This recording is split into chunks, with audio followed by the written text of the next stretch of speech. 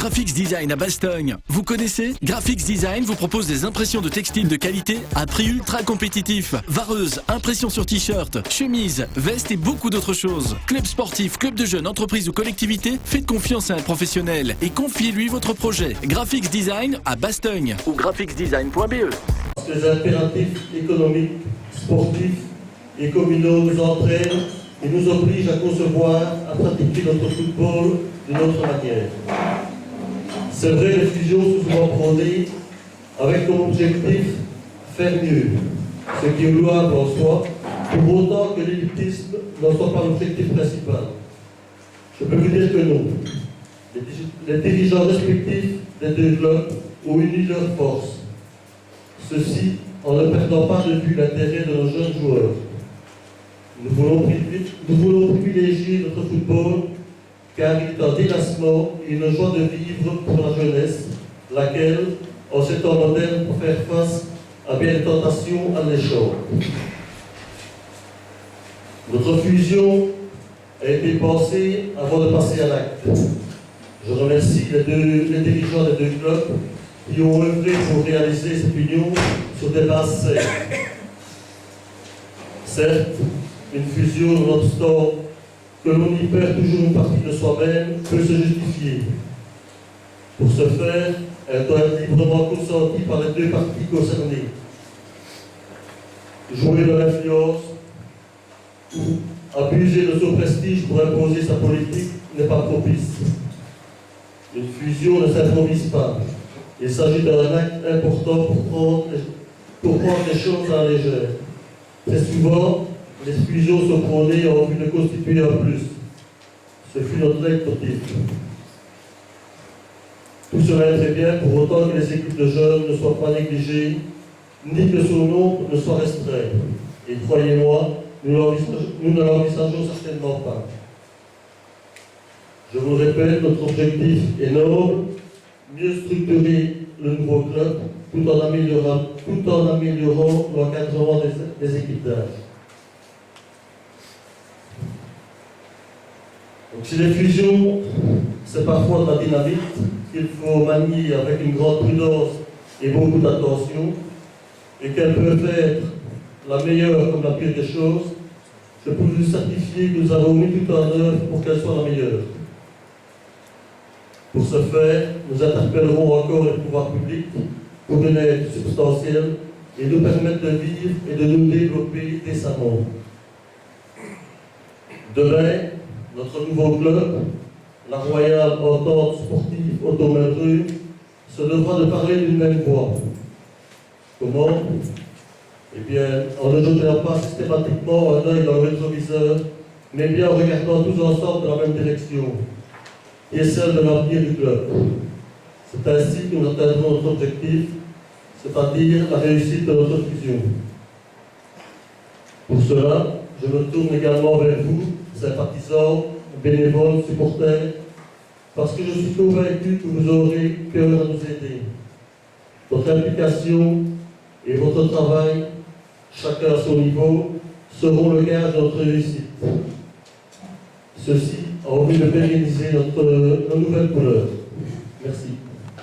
400 mètres avant l'oiseau, et probablement, nous sommes visionnaires. En anticipant un phénomène qui s'accentuera, nous préparons sereinement le futur. L'article de l'avenir du Luxembourg du 25 janvier dernier résume bien les choses. Il est à votre disposition ici. Nos premiers contacts, c'est en 2011. L'idée de se rencontrer est lancée. Président de Melreux et d'Auton, avec le président de Melreux et d'Auton, suivra une demande de rencontre avec la commune. En octobre 2011, notre demande est entendue, à l'initiative de Philippe Couvard, un appel est lancé aux 3 clubs pour participer à une réunion d'information sur une éventuelle fusion, le tout coordonné par Benoît Paz. En découle une première réunion en décembre 2011. Les 3 clubs sont invités chez Benoît Gilotto. Bourdon déclinera l'invitation. Dès cette première réunion, l'on ressent un climat très positif et surtout respectueux. Les deux clubs ont une histoire, il faut en tenir compte. Il est décidé de faire table rase du passé. Ce sera l'élément moteur pour avancer. 2012, 8 réunions. Janvier, février, 2 fois en avril, septembre, octobre, novembre. Tant en groupe restreint qu'avec l'ensemble des comités. 2013, une réunion le 29 janvier. Comme vous pouvez le constater, rien n'a été brusqué. Nous avons pris le temps d'aborder l'ensemble des sujets qui gravitent autour de la gestion d'un club de provincial. Aujourd'hui, nous sommes à l'aube d'une nouvelle aventure.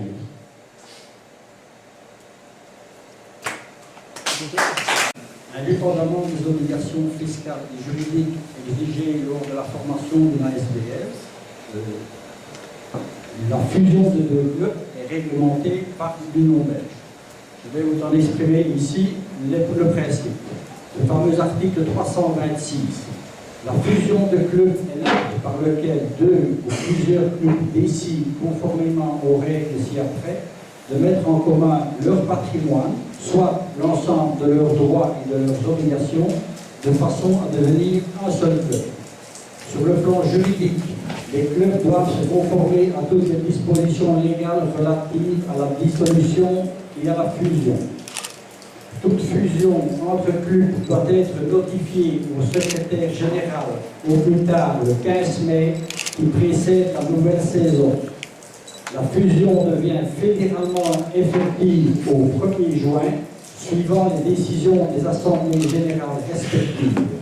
Elle n'a cependant d'effet quant aux compétitions sportives qu'à partir du 1er juillet qui suit. Le nouveau club doit reprendre tous les droits et toutes les obligations des clubs qui fusionnent. Les affiliés affectés des deux clubs qui fusionnent sont d'office affectés aux clubs résultant de leur fusion, y compris ceux qui y étaient qualifiés suite à un transfert temporaire. Le nouveau club peut, à son choix, prendre dans les championnats et coupes nationales ou provinciales la place d'un des clubs qui fusionnent. Les équipes premières féminines des clubs qui fusionnent peuvent toutefois préserver leur place dans leurs divisions respectives du championnat, moyennant l'application des prescriptions de l'article 1569. Si deux équipes premières féminines évoluent par conséquent dans la même division, l'une des deux équipes devra descendre une division, sauf si elles évoluent toutes les deux dans la division la plus basse. Mais disons que l'article paragraphe 16 ne concerne aucun des clubs concernés. Voilà ce que dit le règlement, l'article 326, pour qu'une fusion se fasse conformément au statut de l'Union.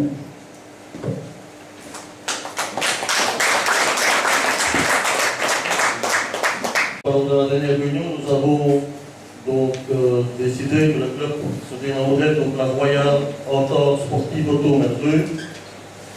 Et ce serait le matricule de Merdeux. Vous me direz pourquoi le matricule de Merdeux? Parce que Merdeux joue en deuxième provinciale et que de ce fait-là, donc le club restera automatiquement en deuxième provinciale avec ce matricule-là. Donc les couleurs, donc on ne s'est pas tracasser trop, donc le maillot sera rouge avec les chiffres noirs donc dans le dos, le short blanc et les bas noirs. Donc on reprend les couleurs des deux clubs actuels, donc le club d'Auto et de Merdeux.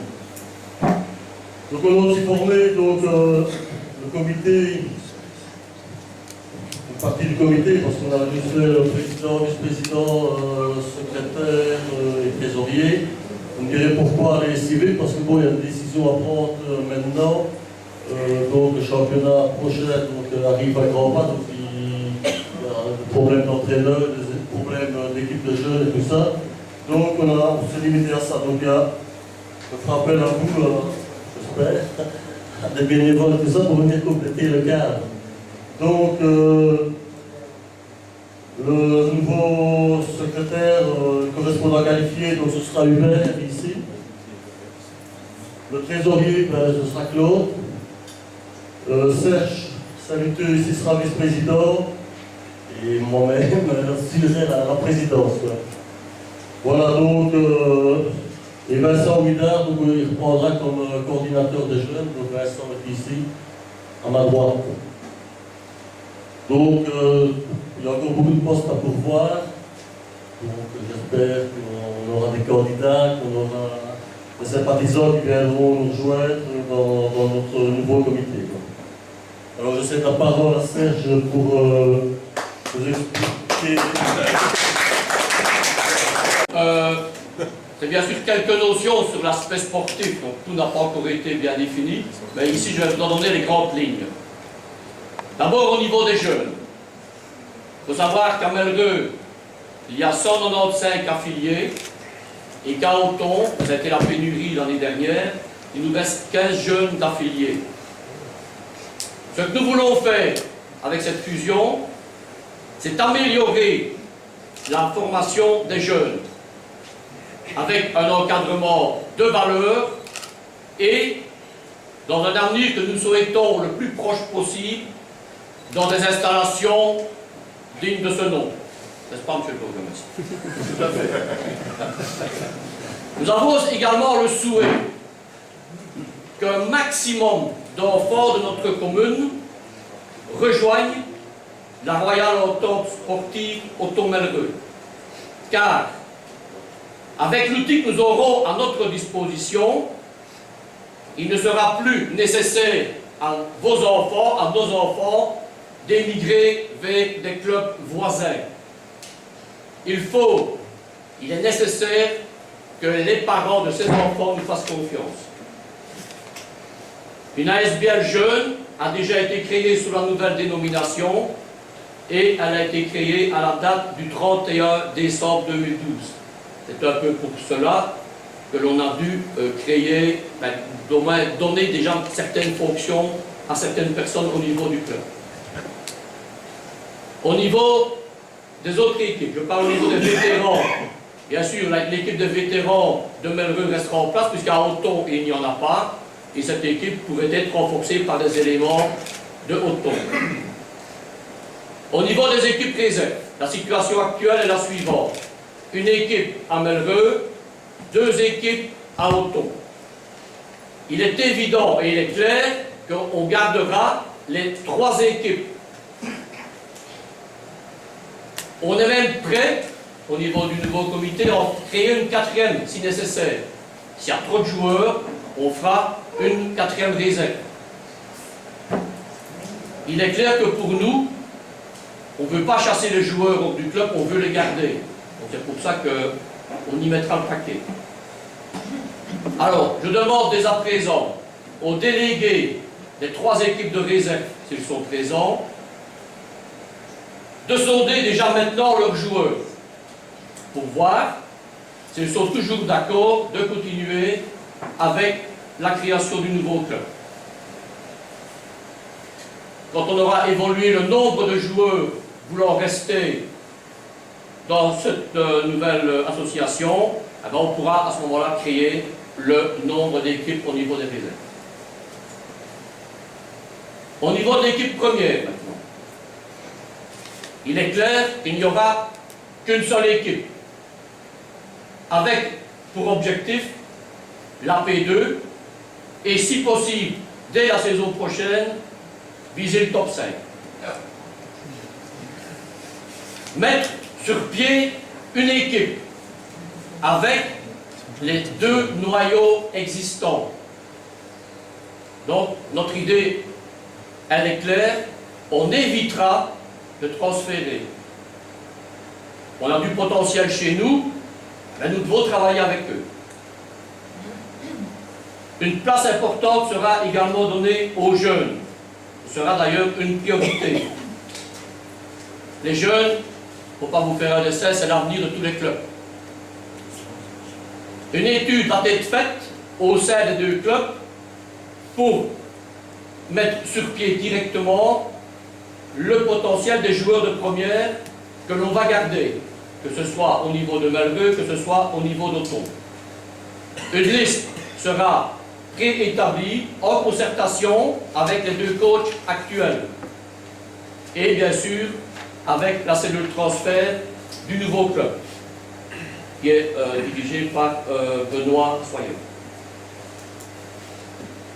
Maintenant, il est clair, et on en est conscient, que certains joueurs évoluant en première n'auront probablement pas de place au sein de la nouvelle équipe. C'est pourquoi il y a 3 possibilités pour ces joueurs. La première, c'est de jouer en réserve. C'est une première solution. La deuxième, on mettrait ces joueurs à la disposition d'un club satellite, donc d'un club voisin. Nous sommes en négociation actuellement avec 2-3 clubs. On ne va pas donner aujourd'hui le nom de ces clubs, que rien n'a encore été finalisé. Mais sachez qu'on est en contact avec 2 voire 3 clubs voisins. Et bien sûr, la dernière solution, et ça c'est celle que vous voudrez éviter, c'est un transfert. Voilà, ça concerne l'équipe première. Au niveau du... On a écrit beaucoup de choses dans la presse. Sachez, actuellement, il y a 2 candidats possibles. Il y a bien sûr Ludovic de Troux, entraîneur de Melreux, et Freddy Guissard, entraîneur de Othon. La semaine prochaine, le nouveau comité va rencontrer les 2 entraîneurs. Et suite à cet entretien avec les 2, fin de la semaine prochaine, nous pourrons annoncer le nom du futur coach de la Royale Entente Sportive Othon Melreux. Donc, fin de la semaine prochaine, le nom du coach est connu. Alors, sans sponsor, il est clair qu'un club ne sait pas vivre. Les 2 clubs de la commune fusionnent, puisque le 3e n'a pas voulu nous suivre dans l'aventure. Nous espérons une chose, c'est que tous les commerçants du Grand Othon se joignent à nous et nous donnent une réponse favorable quand nous irons les rencontrer pour obtenir un petit sponsoring. Voilà. Sachez une chose, un dernier chiffre, la fusion des 2 clubs, ce sera plus de 300 joueurs affiliés.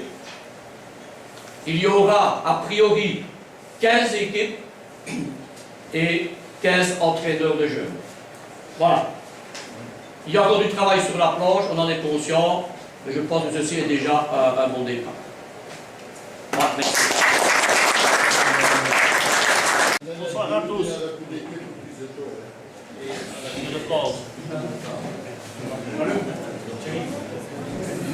Les questions viennent après. Hein. Voilà, ça marche. Monsieur de France, les questions après, si vous voulez bien. Ah, voilà. Bonsoir à tous. Je vais vous présenter le point numéro 6, les infrastructures, qui se divisent en 2 parties. Premièrement, les installations présentes. Deuxièmement, les installations futures. Premièrement, parlons des installations existantes. Nous allons jouer sur les 2 sites, celui de Melreux et de Othon, en attendant la nouvelle infrastructure. On attend aussi le nombre d'équipes pour la répartition des équipes sur les différents sites. Concrètement, l'équipe première jouera et s'entraînera à Melreux. Les autres équipes, les équipes de jeunes, réserves et vétérans, joueront et s'entraîneront sur les 2 sites, à répartir quand on saura le nombre d'équipes pour la saison prochaine. Aussi, nous utiliserons plus le terrain Gaspard, situé rue du Chapelet, à partir de la saison 2013-2014. Un Renault au bail sera envoyé au mois de mars. Maintenant, parlons du deuxième point, les installations du futur. Suite à une réunion des 2 comités, nous avons fait un inventaire des choses que nous avons besoin pour les futures infrastructures et un cahier des charges a été réalisé et a été donné à Martin Schmitt hier, je crois. Voilà, en gros, pour les futures installations, nous avons besoin, je vais vous faire un petit inventaire de ce que nous avons besoin. Il nous faudrait 2 terrains en net, un terrain A et un terrain B. Un terrain synthétique aux dents, plus une zone d'échauffement en synthétique. Un petit terrain en synthétique pour les jeunes, une zone pour entraînement des gardiens, un mur en béton en œuvre préfabriqué pour entraînement des petits. Prévoir des systèmes écologiques pour que les installations soient le moins possible énergivores. Voir le cahier des charges, exemple panneaux photovoltaïques, lumière LED, etc. Prévoir l'éclairage aussi sur tous les terrains. Prévoir un système d'arrosage automatique sur tous les terrains.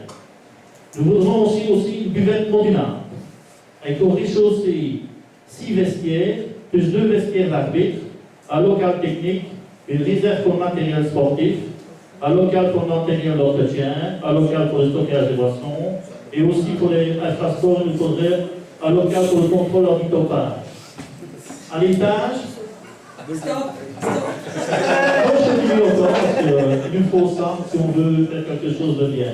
À l'étage, une cafétéria mobilable qui sort pas partie, avec une cafétéria en ordre de l'Africa, des toilettes, une salle de réunion et un bar central. Voilà ce qu'il nous faudrait, virtuellement, il nous faudrait. Voilà les infrastructures que nous aurons besoin, normalement, ce qu'il nous faudrait, pour l'association Royale Auto Sportive de Auton. Maintenant, j'en ai la parole à nos élus communaux. Tout le monde en est bien conscient. Au-delà des petites querelles de clochers qu'on a pu connaître, qui ont parfois fait la joie des chroniqueurs de presse, etc., des gens se sont mis autour de la table, à l'initiative, c'est une chose qu'il faut rappeler, elle a déjà été dite, mais je le rappelle, à l'initiative au départ de la majorité précédente, donc de Philippe Courard et aussi de l'Échelon des Sports, Jean-Marie Tiquet, qui est présent aujourd'hui. Cette initiative arrive aujourd'hui à son terme, donc le bébé est là. Maintenant, nous avons l'eau du bain. Et l'eau du bain, il va falloir qu'elle soit à la bonne température, qu'elle soit propre et qu'elle convienne au bébé. Le bébé, il est, d'après les premières informations que je viens d'avoir, il est assez gourmand, mais franchement, je m'y attendais un peu parce que à partir du moment où on regroupe les activités, où on regroupe les forces vives, où on part sur l'idée d'une école de jeunes, parce que ça c'est fondamental dans les motivations à fournir aux autorités supérieures pour avoir des subsides. Il est clair que si on ne part pas sur une idée d'école de jeunes, les subsides seront beaucoup plus difficiles à obtenir. Je peux vous dire que je suis très heureux, que le collège est très heureux, et je vous donne rendez-vous dans un mois lors de la confection du budget communal. Vous verrez qu'on n'a vraiment pas l'intention de traîner. Je n'en dis pas plus parce que le budget n'est pas encore tout à fait clôturé, mais franchement, vous verrez qu'on n'a pas l'intention de traîner en chemin. Maintenant, il y a déjà des infrastructures qui sont disponibles pour démarrer. Il y a des obligations de part et d'autre au niveau urbanistique et autres, mais notre attitude restera ce qu'elle a toujours été. Nous allons demander, sur base du projet rédigé par le comité du club fusionné, donc sur base de ce que vous venez de nous dire et de ce que je viens d'apprendre, nous allons rédiger un cahier des charges et nous demanderons, c'est clair, c'est net, une étude sur les 2 sites. Ça veut dire que l'auteur de projet qui ne fera pas l'étude sur les 2 sites sera écarté d'office. Les problèmes urbanistiques, il nous appartiendra à nous, pouvoir politique, de les régler après. Nous irons où cela coûtera le moins cher aux finances communales. Ça a toujours été dit, ça a toujours été notre attitude et elle ne changera pas. En tout cas, je tiens à vous dire que je suis, je le répète, très heureux. C'est un long aboutissement. Je suis très heureux de voir un comité avec des gens des 2 clubs et je suis convaincu que la base est là, elle est bonne et j'ai entendu dire qu'il n'y aurait pas d'équipe, il y aura beaucoup d'équipes dans les années à venir. Le projet, il est beau, il est grand et un responsable provincial m'a dit c'est peut-être la disparition d'un club, mais il faut partir avec beaucoup d'optimisme, beaucoup de volonté et beaucoup de bonne volonté autour du club. C'est surtout ça qui va être important, c'est de trouver des gens qui veulent s'investir. Tout le monde sait que le bénévolat, il est de plus en plus limité, mais dans une ambiance, dans une bonne ambiance et dans un esprit créatif, il y a moyen de redémarrer vraiment quelque chose de convenable. Je vous félicite tous, les dirigeants, mais aussi les supporters, les joueurs qui sont là. Je pense que vous êtes à l'aube de quelque chose de beau. En ce qui concerne la saison prochaine, ou les aides ponctuelles dans un avenir immédiat, puisque le club est fusionné et qu'il y aura probablement des demandes qui vont suivre, nous allons devoir réfléchir et trouver des solutions. Elles peuvent être sous forme d'une aide matérielle, sous forme d'une aide des ouvriers et aussi sous forme d'une aide financière. Tout ça, on va réfléchir, on va se revoir et on va en parler. Je vais céder la parole à Martine Schmitt, qui est l'échevine des sports.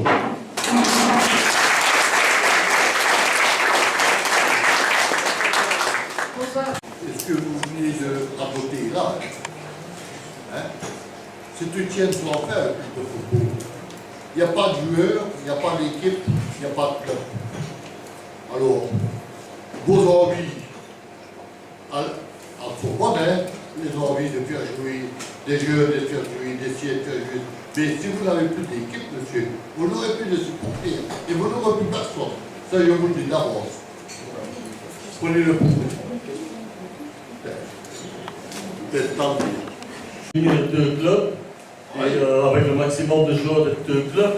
On n'a pas dit qu'on ne ferait pas un transfert ou l'autre, et on a des joueurs des 2 côtés. Et nous, notre but ici est clairement de jouer le top 5 l'année prochaine. Voilà.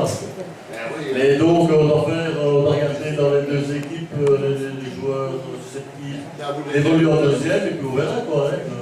Je ne saurais pas donner la réponse maintenant. Quoi. Mais attends, Là, prends le micro, Rémi.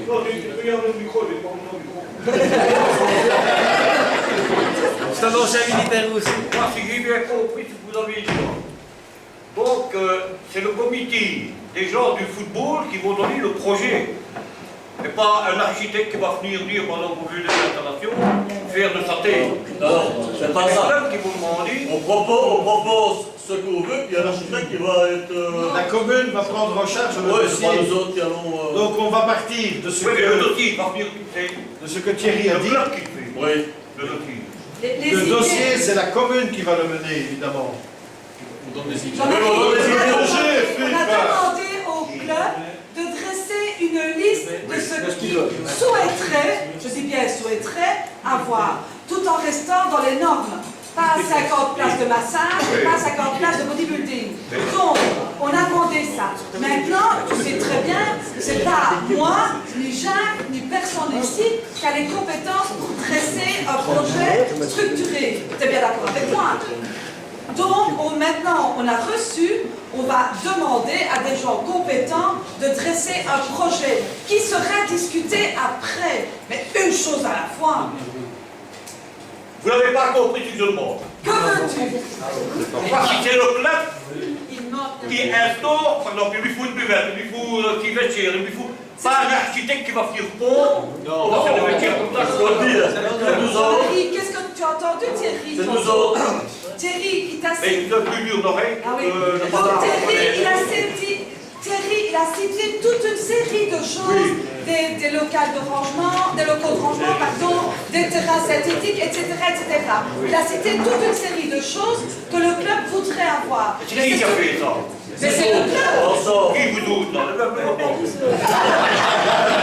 le monde ici.